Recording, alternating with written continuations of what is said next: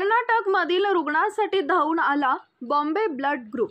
जगातील सर्वात दुर्मिळ रक्तगट बॉम्बे ब्लड ग्रुप भारतामध्ये 230 रक्तदाते तर जगामध्ये 420 लोकांचा हा रक्तगट असून हे रक्त मिळणं फार कठीण आहे। 1952 साली मुंबईमध्ये केईएम हॉस्पिटलमध्ये डॉक्टर भेंडरे यांनी याचा शोध लावला, म्हणून या रक्तगटास बॉम्बे ब्लड असं नाव देण्यात आलं आहे।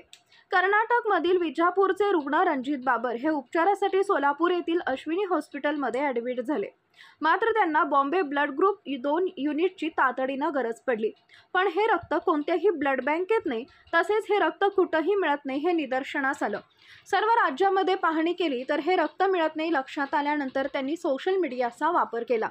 त्यानंतर महाराष्ट्र राज्यातील सांगली जिल्ह्यामधील तासगावमधले रहिवासी विक्रम विश्रांत यादव यांना त्यांचा मेसेज वाचण्यास मिळाला। विक्रम यादव यांच्या बॉम्बे ब्लड ग्रुपवरील रत्नागिरी रक्तदाते सुनील साठे व कोल्हापूरचे धीरज पाटील यांना कॉल करताच रक्तदाते कोल्हापूरमधील अर्पण ब्लड बँकेत रक्तदान करून घेतलं। नंतर ते रक्त कोल्हापूर ते विजापूर रुग्णासाठी पोच करण्यात आले। दुर्मिळ रक्तगट वेळेवर पोच झाले आणि पुढील उपचार रणजित बाबर यांच्या करण्यात आले। रुग्णांचे नातेवाईक व हॉस्पिटल स्टाफ यांनी Bombay blood group organiser India Vikram Yadav व विनय शेट्टी यांचे आभार मानले। कोणत्याही ब्लडची तातडीची मदत हवी असल्यास 99 70 01 80 01 नंबरवरती संपर्क करावा असं आवाहन यावेळी करण्यात आलं आहे। नमस्कार, मी Vikram Vishrant Yadav, Bombay blood organiser India संस्थापक अध्यक्ष। काल आपल्या बॉम्बे ब्लड ग्रुपवरती जगातील सर्वात दुर्मिळ रक्तगट बॉम्बे ब्लड ग्रुपची रिक्वायरमेंट आली होती।